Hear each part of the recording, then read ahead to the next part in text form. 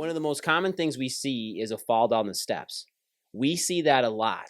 Fall up the stairs. Fall up the stairs as well if you have a teenager like ours. Days later, that all of a sudden we notice that we're not walking in a straight line Ah, anymore, or we'll all of have a sudden parents say that. the Yep. gait is off, meaning that Mhm. they're, not gangster walking, right? But there's a little giddy up in their step, as they're walking. Seem fine, but now bowels are upset. That now all of Yeah, a sudden we have so yes, constipation. I'm glad you went into that because that was my next subject was these injuries, these hits to their bum. But let's talk about falls off bikes. Because falls off of a bike again can lead to a lot of issues in these children because one of the first things that hit isn't always their knees, it's their hands. They fall on an outstretched arm, really common injury in children and in adults. But then what happens then is this fall on this outstretched arm jams the whole arm back up into the shoulder socket.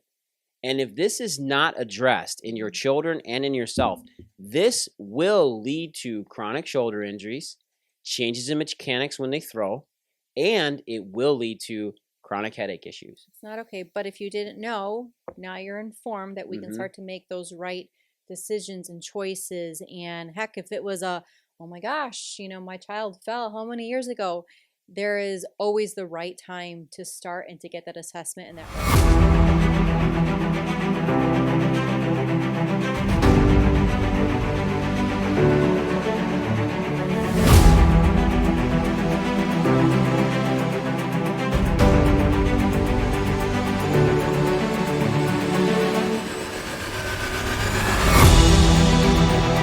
Hey everybody, welcome back to Prime Podcast. I'm your host, Dr. Skip Wyss, and I am with, as always, the beautiful, wonderful, amazing Dr. Fairy Fingers herself, Dr. Julie Wyss, the BDC certified coach. How are you today?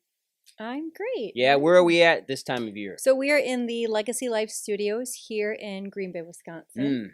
Super excited. We love this podcast studio, and if you ever want to come and record with us, with Dr. Julie or myself here at Legacy Life, and you're local to Green Bay or somewhere around here, you're more than welcome to come use our space and work with us and jam, and we can probably have an amazing conversation, just like me and you do every week. So today, Dr. Julie, we are talking about segueing off of the posture that we just talked about, text neck, all that kind of stuff. I thought today would be a great time to talk about summer childhood injuries. Oh, because that doesn't happen. Never. Nope. No child ever falls during the summer. No child ever skins their knees. And in fact, that's when you know summer's coming is because every kid comes in with skinned knees. Skinned knees, elbows. It's a flip-flop season, so we wonder why. Ripped off headaches. Toenails. Oh, yes. Ripped off, like that stuff makes my skin curl. And also you see they start getting little scrapes on their hands. They might come in with scrapes on their face because they've been all dumping their bikes. Yeah. And we talk about this when a child's learning how to walk, that most children fall about 500 times in that first year and a half to 3 years of that first year and a half old to 3 years old. They fall about 500 times. And according to the American Academy of Pediatrics, they think that half of those falls are considered clinically significant. Which means pretty traumatic. Traumatic, yeah. And they think by clinically significant is that they should be checked by an MD. But here's the funny thing, is that I don't remember taking my child in, Brecken or Peyton, when they fell every other fall to get them checked by a medical doctor. But let alone if the medical doctor thinks that half of those falls are considered clinically significant, how many are actually chiropractically significant? Right. That's something that we want to talk about today and really figure out and dispel some of these things, because I think children should be checked on a very, very regular basis. In fact, I know they do. I know that nervous system needs to stay in full communication. And during pediatric development, which is what we are absolute experts, we're experts in that though. We are world authorities on pediatric development in chiropractic work. Me and you have spoken all over the world.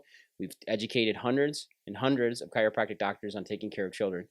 I think that there's a lot of falls that actually go overlooked.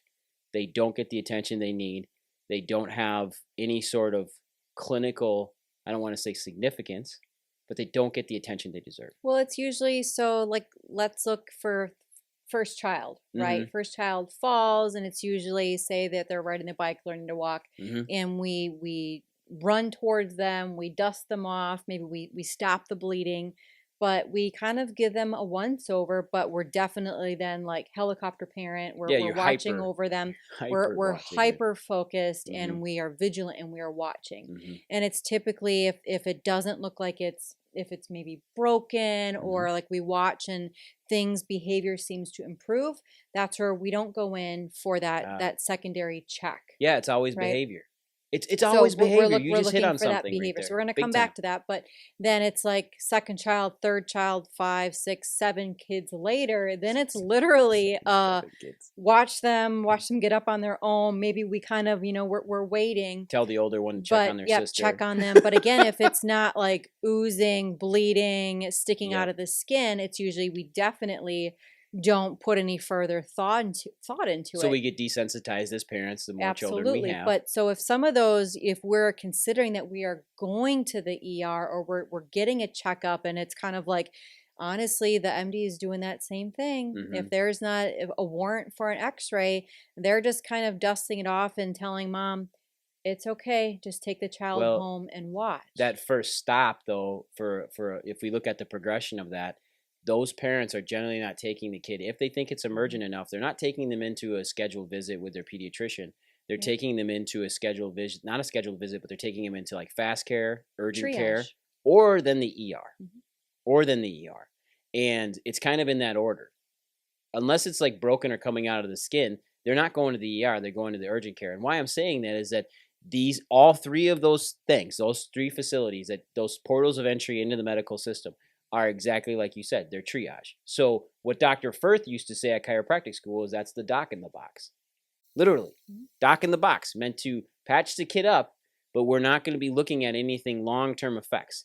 And I think, so let's walk through, I think this is a good way to go with this. Let's walk through some of the common things that we see as chiropractors that take care of children when parents come in. So we can't just say a fall. One of the most common things we see is a fall down the steps. We see that a lot. Fall up the stairs. Fall up the stairs as well if you have a teenager like ours. Like she likes to fall up the stairs, which I find hilarious. In fact, I fall up these stairs more than I fall down the stairs too. Me and Peyton have very similar balance structures, yes. But falling on the stairs in general, very common in childhood. What do you think should be the first step then for a parent to look at their child and assess them to see whether or not they may need further care? Well, first off, like we're looking, is the skin broken? Mm-hmm. Is anything bleeding? Like what does the bruise look like? We may fall and hit our knee, but did we also hit our head? Mm-hmm. We need to look at the entire body. And sometimes a really good window is to be looking at the eyes. Right. Okay. So if the child isn't focusing, or all of a sudden you look and they just kind of like, they can't make the eye contact, or it's just something seems off, or the light isn't the same. Like that's serious. Yeah. Raccoon sign. That's something for a head injury that we need to watch for, which is the black or the black and blue marks that happen underneath the eyes. Other thing that's traumatic that parents may or may not understand is that if we get leaking of fluid out the ears from a head impact, that's halo sign. That's a sign of a skull fracture. That is extremely emergent. Don't don't go to the chiropractor, go to the ER. So those are signs that we have more of a hard head injury. But when they fall down steps, they will hit more than their knees. A lot of the times they do hit the back of their head and they do tumble. And then we get a phone call saying, so-and-so fell down the steps. Should they be checked by you? Absolutely. They need to be checked by a chiropractor. And it could be things that show up down the road, right? Mm-hmm. So this could be even like 2 days later that all of a sudden we notice that we're not walking in a straight line anymore, or all of a sudden the gait is off, meaning that they're, not gangster walking, right? But there's a little giddy up in their step, as they're walking. Or maybe if they were running, they're not running as efficiently. They're not running as fast. Stop. But everybody knows what. Well, yeah, but if they come out of their bedroom with a kerchief hanging out the right side, and it's blue, then we know maybe it is a crip walk. So sometimes it doesn't have to always be as traumatic. So again, we're looking for behavior that changes after an incident. So if all of a sudden, somebody was happy-go-lucky and all of a sudden their mood or their demeanor changes, that just means sometimes our kids don't have the words, or they're not able to Articulate what's going on. articulate exactly what's maybe hurting, or if all of a sudden we're constantly getting tummy pains now, or maybe after the incident everything seemed fine, but now bowels are upset, that now all of Yeah. a sudden we have So yes, constipation. I'm glad you went into that, because that was my next subject, was these injuries, these hits to their bum. We see a lot of kids too that have a lot of repetitive butt hits on the floor. So they like to, this time of year, they like to, and during the winter, but they like to jump off their couches. They like to, trampolines is another big one. Trampolines are horrible. Superman swing Trampolines set. are 100% job security for us, including Insurance adults. company, You know how many patients we see that are current patients that they went to a trampoline park and come back just, adults included, just annihilated and jacked up. So please keep going. I'm sorry, but the thing is that these repetitive butt hits won't cause a lot of pain in a child, but what parents will notice, like you said, constipation. That GI tract is controlled by their lower back. Same thing in adults. We've talked about this before with erectile dysfunction, constipation, GI problems, colitis, infertility. These are all things, PMS. These are all things that are controlled by the lower back, and those nerves in that area directly control the bowels, the female reproductive and male reproductive organs, and the legs. So in kids, we will see a change in bowel. So we will say possible diarrhea showing up all of a sudden. But the big one that we see is constipation. And parents will come in and say, my kid's constipated now. I'm like, well, what happened?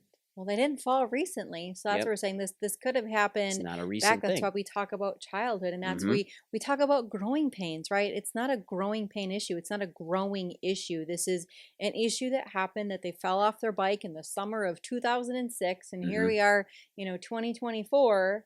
That it's things have been happening, but now it's gotten to a point that is severe, and now we can articulate, we can talk about it, and now there are multiple issues that need to get addressed. Yeah, and you're spot on with that. So do you think then the first steps for a parent at that point should be a call to the chiropractor? Absolutely. I think so too, and they need to, number one, call us here at Prime Family Centers. We'll happily take care of your child, assess them, see what's going on neurologically, and get them the right care they need, but more importantly, really understand what has been happening over their choice of life, over their prolonged choice. Now, let's go into another area, okay? Let's talk about summerhood injuries, summertime, but let's talk about falls off bikes, because falls off of a bike, again, can lead to a lot of issues in these children, because one of the first things that hit isn't always their knees, it's their hands. They hit with their hands out. Hopefully, they're wearing a helmet. They all should be, including 60-year-old children. Should always have a helmet on when they're riding, because head injuries is the leading cause of death on a bicycle is a head injury. So we need to really make sure we have our head covered, regardless if we're going 5 miles an hour or 20. And face it, bike riding is not the same anymore. No. Like we're saying bike riding and we're thinking pedal bike, right? So we're physically moving those pedals, but everybody has motorized bikes. Yeah, everything. They have the one wheel. Everything. They have, electric scooters, and now we're doing motorized. the riding the bike, the motorized, the electric scooters, and I just saw the one wheel, and then we're on our phone. Yeah, it's right? ridiculous. So we're multitasking while we're doing the one thing that should just be done by itself. Yeah. Right. So that just increases and heightens the awareness that we need to have, that when we do have these accidents, that they're a little bit more severe. I love where this conversation is going, because I knew you would come up with some incredible things, and that's something that I didn't think of. Bike riding has completely changed. Everything is automated. Everything's engine run. Instead of, the old legs doing the engine work, we're using an actual engine. Number one, speeds you up.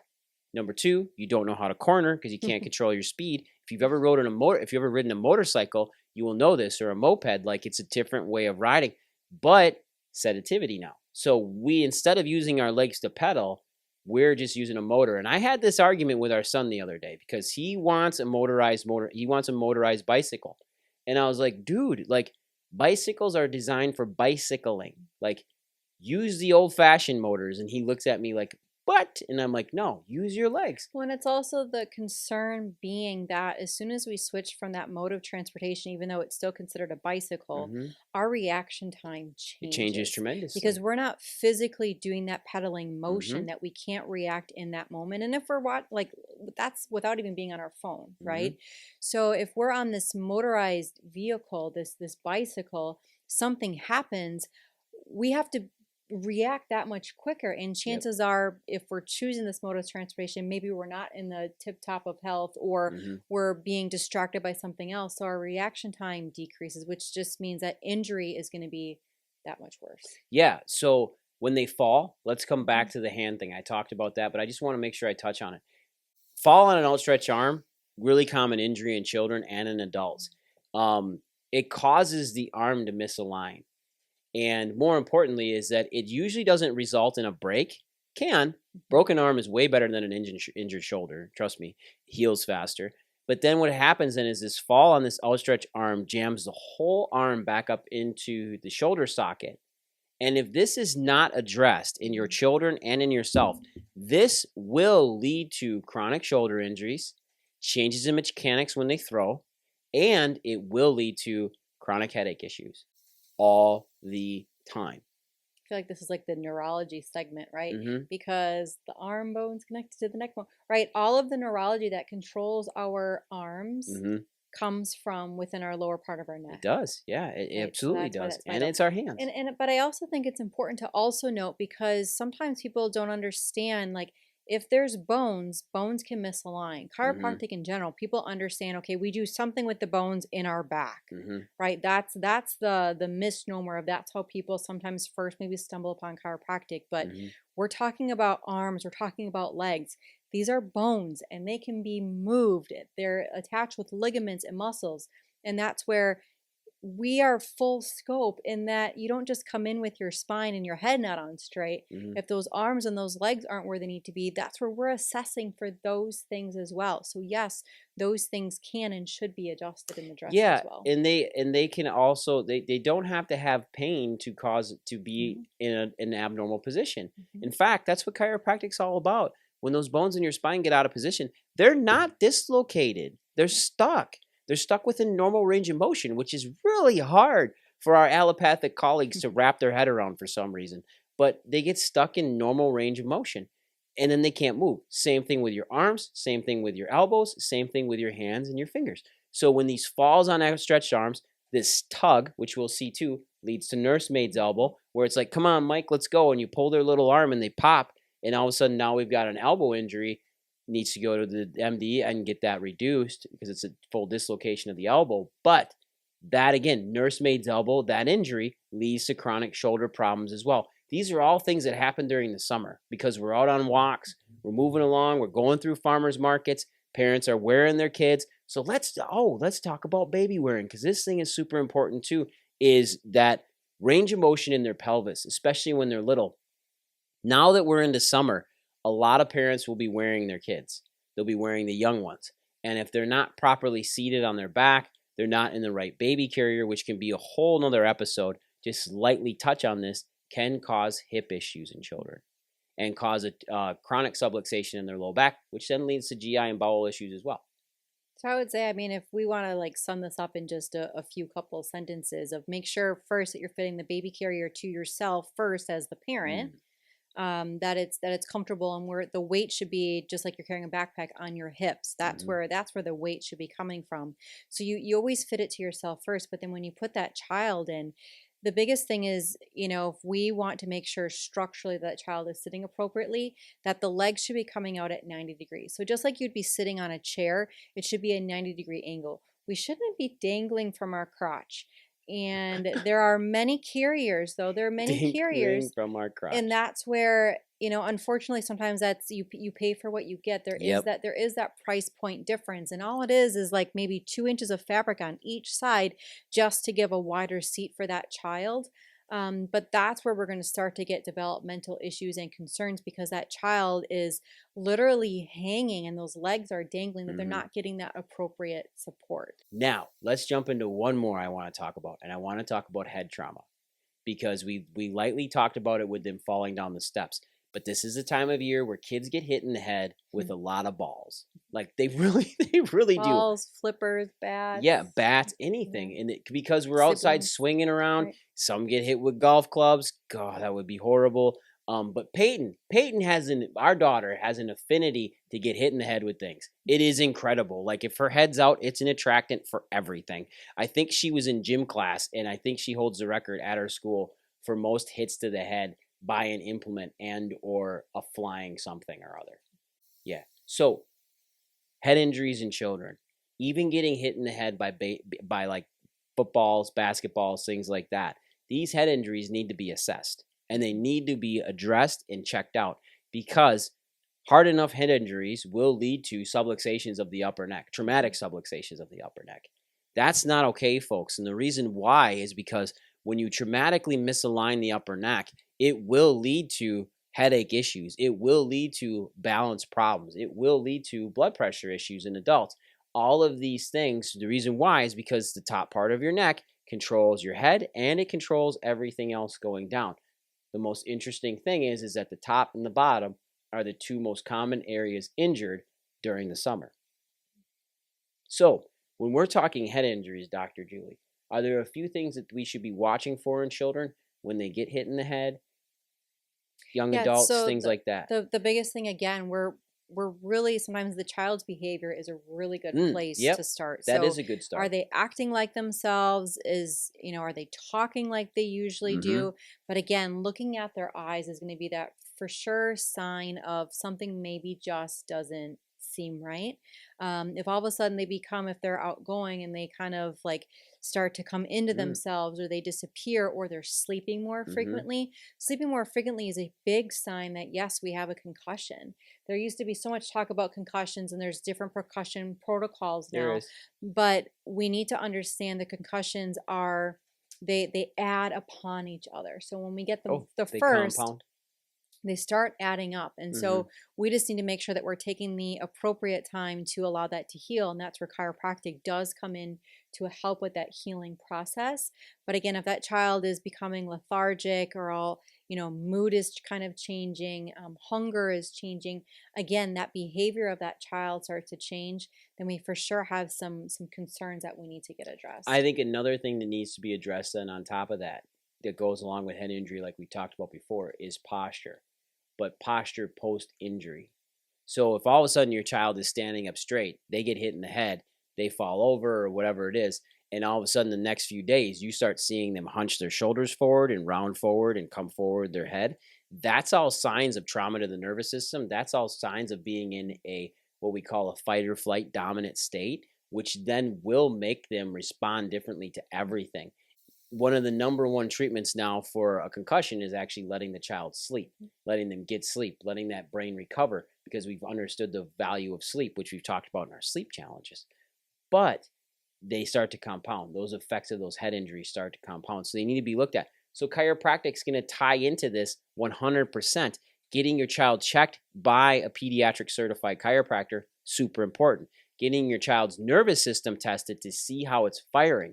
Most importantly, is there interference there? Can it be corrected?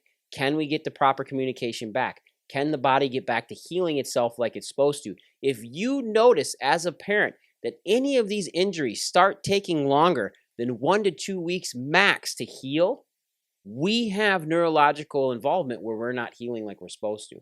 That brain is not communicating to that beautiful young child like it should be, and it starts to negatively affect their health long term, and that is not okay. It's not okay. But if you didn't know, now you're informed that we can start to make those right decisions and choices. And heck, if it was oh my gosh, my child fell how many years ago, there is always the right time to start and to get that assessment, and that right time is now. I agree. So we want to be watching a couple things this summer. Watch for those falls on outstretched arms. Watch for those falls onto their back and onto their bum. Watch for those falls that hit their head, or things that hit their head or hit them in the back. We need to get all of these things addressed and looked at. And the last thing we want to talk about is extremity injuries in their legs. So if they twist their knee, they twist their ankle, they malalign their foot, those are all things too that we want to make sure that we get addressed by a chiropractor and make sure that they're in proper position, particularly ankles and feet.